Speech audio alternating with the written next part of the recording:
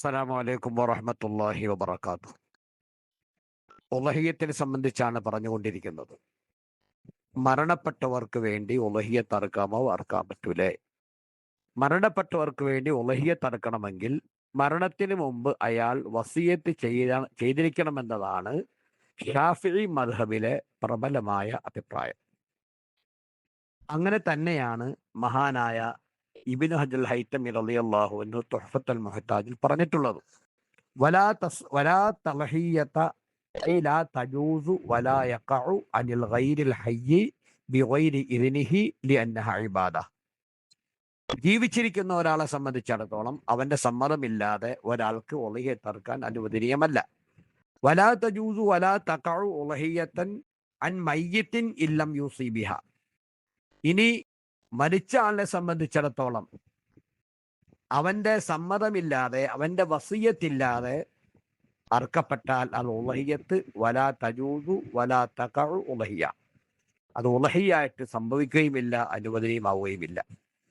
അപ്പോൾ മരിച്ച ആളാണെങ്കിൽ അയാൾ ജീവിതകാലത്ത് വസീത്ത് ചെയ്തെങ്കിൽ അറുക്കപ്പെടാം എന്നതാണ് മദ്ഹബിൽ ഏറ്റവും പ്രബലമായി ഉള്ളത്.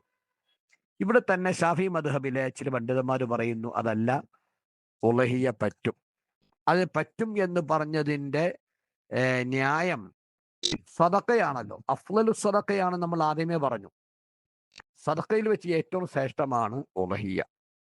അപ്പൊ അതുകൊണ്ട് സദക്കയായതുകൊണ്ട് മയ്യത്തിനെ തൊട്ട് സദക്ക വീടപ്പെടും. ലി അന്നഹ ലർബമിന സദക്ക. ഉളഹിയത്ത് എന്ന് പറഞ്ഞാൽ സദക്കയിൽ നിന്നുള്ള ഒരു ഭാഗമാണ്, ഒരു ഇനമാണ്. വസ്സദഖത്തു തസിഹു അനിൽ മയ്യത്തി. മയ്യത്തിനെ തൊട്ട് സദക്ക സഹിയാകും. വതൻഫഉഹു വതസിലു ഇലൈഹി ബിൽ ഇജ്മാഅ്. ഏകകണ്ഠ അഭിപ്രായമാണ് മരിച്ച വ്യക്തിക്ക് സദക്ക ചെയ്താൽ അതിൻ്റെ പ്രതിഫലം അദ്ദേഹത്തിലേക്ക് എത്തുകയും ഉപകാരപ്പെടുകയും ചെയ്യും എന്നത്. അപ്പൊ ഇത് സദക്കയാണല്ലോ, അതുകൊണ്ട് അത് വീടും എന്ന് പല മഹാന്മാരും പറഞ്ഞിട്ടുണ്ട്. വഅൻ ലൈസ ലിൽ ഇൻസാനി ഇല്ലാ മാ സഅ എന്ന ആയത്ത് വിശദീകരിച്ചുകൊണ്ട് മുഗ്നിൽ മുഹ്താജിൽ പറഞ്ഞതും പറ്റൂല എന്നാണ്. മരിച്ച ആള് വസീത്ത് ചെയ്തെങ്കിലേ ഫൈൻ ഔസാ ബിഹാ ജാസ.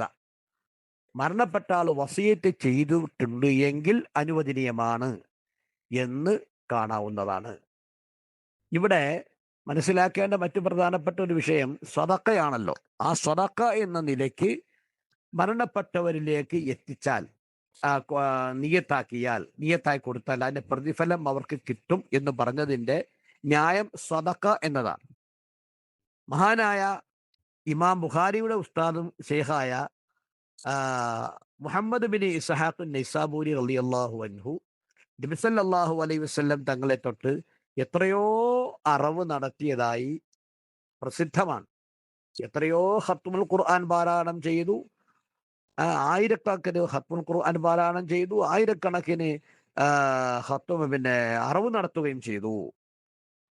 അപ്പോൾ മരണപ്പെട്ട വഫാത്തായ നബി സല്ലല്ലാഹു അലൈഹി വസല്ലം തങ്ങളെ സംബന്ധിച്ചാണല്ലോ ഇങ്ങനെ ചെയ്തത്, അതുകൊണ്ട് അനുവദനീയമായിരിക്കുമല്ലോ എന്ന ഒരു പ്രധാനപ്പെട്ട ന്യായവും ഇതിൽ പറ്റുമെന്ന് പറയുന്ന പണ്ഡിതന്മാർ ഉണർത്തുന്നുണ്ട്. അപ്പോൾ ഒരു ചോദ്യം അവിടെ പ്രസക്തമായി പണ്ഡിതന്മാർ ഇഷ്കാലാക്കുന്നുണ്ട്. മഹാനവറുകൾ ഈ ഇത്രയും അറവ് നടത്തിയത് അത് ഉളഹിയത്തായിരുന്നോ ഉളഹിയത്തല്ലേ? സദക്ക എന്നാണല്ലോ പറഞ്ഞത്, അറുത്തു കൊടുത്തു എന്നാണല്ലോ പറഞ്ഞത്. അത് ഉളഹിയത്തായിട്ട് അറുത്തു കൊടുത്തതാണോ ഉളഹിയത്തല്ലാതെ അറുത്തു കൊടുത്തതാണെന്നോ എന്ന ചർച്ചയും അവിടെ പ്രശസ്തമാണ്. ഏതായാലും ഷാഫി മദ്ഹബിലെ പ്രബലമായ അഭിപ്രായ പ്രകാരം വസിയത്ത് ചെയ്യണം എന്ന് തന്നെയാണ്. ഇനി അങ്ങനെ ഒരാൾ ചെയ്തത് കൊണ്ട് അവനെ അത് ചെയ്തത് ഹറാമാണ് എന്നൊന്നും പറയാൻ നിൽക്കുകയും വേണ്ട. പക്ഷെ മനസ്സിലാക്കേണ്ടത് ഇങ്ങനെയാണ്. അതുപോലെ മൃഗം ഏതൊക്കെയാണ് എന്ന് നമുക്ക് എല്ലാവർക്കും അറിയാം. ദുൽഹജ്ജ് മാസം ആയി തുടങ്ങിയെന്ന് വേണമെങ്കിൽ പറയാം. ആയി. അതുകൊണ്ട് എല്ലാ കാര്യങ്ങളും നാം നല്ലപോലെ ശ്രദ്ധിക്കുകയും മനസ്സിലാക്കുകയും വേണം. വളരെ അത്യാവശ്യമായ, വളരെ നിർബന്ധമല്ലെങ്കിലും വർഷാവർഷം കഴിയുന്നവരൊക്കെ അത് കാര്യങ്ങളൊക്കെ കഴിഞ്ഞ ക്ലാസ്സിൽ നമ്മൾ പറഞ്ഞു നടത്തേണ്ടതാണ്. നെയ്യാട് പറ്റും, കോലാട് പറ്റും. കോലാടെന്ന് പറയും നമ്മുടെ നാടുകളിലുള്ള ആടിനാണ് കോലാടെന്ന് പറയുന്നത്. നെയ്യാടെന്ന് പറയുന്നത് ചെമ്മരിയാടും പോലത്തെ ആടുകൾക്കാണ് നെയ്യാടെന്ന് പറയുന്നത്. പിന്നെ ഒട്ടകം, പിന്നെ മാട് പോത്ത് പെടും, കാള പെടും, എരുമ പെടും, പശു പെടും. ഇതിനകത്ത് പോത്ത്, എരുമ, കാള, പശു ഈ 2 ആൺ-പെൺ ഉണ്ടെങ്കിൽ പോലും പെണ്ണിനേക്കാൾ നല്ലത് ആണിനെ അറക്കലാണ് അഫ്ളൽ. അതും കൂടി നമ്മൾ മനസ്സിലാക്കണം. അതുപോലെ തന്നെ ഗർഭിണിവതികളായ പശുവിനെയോ എരുമയോ അറക്കാൻ പാടില്ല.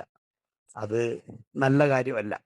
പിന്നെ കളറ്, അതിനെ സംബന്ധിച്ച് നമ്മൾ ആശങ്കപ്പെടേണ്ടതില്ല. നമ്മുടെ നാട്ടിൽ കിട്ടപ്പെടുന്ന മൃഗങ്ങൾക്കുള്ള കളറുകൾ അത് വ്യത്യസ്തങ്ങളാണെങ്കിൽ പോലും അതൊന്നും ഒരു ഐബായിട്ട്, ഒരു മോശമായി കാണുകയില്ല.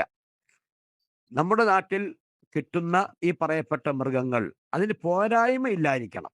പോരായ്മ എന്ന് പറയുമ്പോൾ അറുക്കപ്പെടുന്ന മൃഗത്തിന് വലിയ പോരായ്മയാണെങ്കിൽ അറുക്കപ്പെടാൻ പാടില്ല. പിന്നെ കറാഹത്തായ ചില പോരായ്മകളുണ്ട്. ചെവി കീറിയത്, അതുപോലെ കുളമ്പ് പൊട്ടിയത്, കൊമ്പ് പൊട്ടിയത്, കൊമ്പില്ലാത്തത്, ഇതൊക്കെ കറാഹത്താണ്. കാരണം സൗന്ദര്യം, മൃഗത്തിന്റെ സൗന്ദര്യം ഉണ്ടായല്ലോ, ആ മൃഗത്തിന്റെ സൗന്ദര്യം മൃഗത്തിനുണ്ടാവണം. ഉളഹിയത്ത് എന്ന് പറയുന്നത് നമുക്ക് സ്വർഗത്തിലേക്ക് പോകാനുള്ള വാഹനമാണല്ലോ. നമ്മളിവിടെ ഒരു സ്ഥലത്തേക്ക് നമ്മൾ യാത്ര പോവുകയാണ്. അപ്പോൾ നമ്മൾ നല്ല വാഹനം തിരഞ്ഞെടുക്കുക എന്ന് പറയുന്നത് അത് എല്ലാവരും ചെയ്യുന്നതാണ്. വാഹനത്തിന് പോരായ്മയോ അല്ലെങ്കിൽ പെയിന്റ് പോയതോ കാണാൻ കൊള്ളരുതാത്തൊക്കെ ആണെങ്കിൽ നമ്മൾ ശ്രദ്ധിക്കാറില്ല, നമ്മൾ എടുക്കാറുമില്ല. ഭംഗി എപ്പോഴും പുറം നോക്കിയിട്ടാണല്ലോ ഭംഗി തീരുമാനിക്കുന്നത്. അത് മനുഷ്യനാണെങ്കിലും ഏതാണെങ്കിലും, വാഹനമാണെങ്കിലും ഏതാണെങ്കിലും, വീടാണെങ്കിലും ഏതാണെങ്കിലും പുറത്തെ കളറും ഭംഗിയും നോക്കിയിട്ടാണ് കാര്യങ്ങൾ തീരുമാനിക്കുന്നത് കൂടുതലും. അപ്പൊ അതുകൊണ്ട് മൃഗം പോത്താണെങ്കിൽ അതിൻ്റെതായ സൗന്ദര്യം, ഉളഹിയത്താണ്, സ്വർഗത്തിലേക്കുള്ള വാഹനമാണ്. അതുകൊണ്ട് അതിൻ്റെ സൗന്ദര്യം ഒരിക്കലും പോകാത്ത രീതിയിൽ കാണാൻ ചന്തമുള്ള, മെലിഞ്ഞതാവരുത്, എല്ലെല്ലാം പൊങ്ങി നിൽക്കുന്നതാവരുത്, കൊമ്പില്ലാത്തതാവരുത്, കൊമ്പ് നല്ലത് ആവണം, കൊമ്പുള്ളത് അത് പൊട്ടിയതാവരുത്, അതുപോലെ ചെവി നീളത്തിൽ കീറി രണ്ടായിട്ടിരിക്കുന്നതാവരുത്, അതുപോലെ പുഴുക്കടിയോ അതേപോലെയുള്ള വസ്തുക്കളൊന്നും ഉള്ളതാവരുത്. ഇങ്ങനെ ഒരുപാട് കുഴപ്പമില്ല എങ്കിൽ തന്നെ ഇത് കാണുമ്പോൾ ഒരു സൗന്ദര്യക്കുറവ് വരുന്നെങ്കിൽ അതിനെയൊക്കെ ഉപേക്ഷിക്കലാണ് ഏറ്റവും നല്ലത്. ഇൻഷാ അല്ലാഹ് ഇതെല്ലാം ശ്രദ്ധിച്ചുകൊണ്ട് ആ മൃഗത്തിനെ നാം തിരഞ്ഞെടുക്കണം. അള്ളാഹു സുബ്ഹാനഹു വ തആല അതിന് തൗഫീഖ് നൽകട്ടെ. ഇനി വളരെ പ്രധാനമായ വിഷയമാണ് സംസാരിക്കാനുള്ളത്, നിയ്യത്താണ്. ഉദ്ഹിയ്യത്തിന്റെ നിയ്യത്ത്. പലപ്പോഴും നിയ്യത്ത് ശ്രദ്ധിക്കാതെ വരുമ്പോൾ അത് നേർച്ചയായി ഭവിക്കും. നേർച്ചയായി കഴിഞ്ഞാൽ അതിൻ്റെ ഒരംശം പോലും നമുക്ക് എടുക്കാൻ കഴിയില്ല. അത് മാത്രമല്ല, ആ നേർച്ചയാക്കപ്പെട്ട ആ ഉളഹിയത്തിൻ്റെ ആ മാംസം സാധുക്കൾക്ക് വിതരണം ചെയ്യൽ നിർബന്ധമായി വരുന്നു. ഒരു അല്പം പോലും ഇതിനെ മാലിക്കിക്ക് എടുക്കാൻ പറ്റില്ല. അതുപോലെ ഫറലായി വരുന്നു, ചെയ്യൽ നിർബന്ധമായി ഫറലായി വരുന്നു. ഇങ്ങനെ ഒരുപാട് കാര്യങ്ങൾ നിയ്യത്തുമായി ബന്ധപ്പെട്ട് പറയാനുണ്ട്.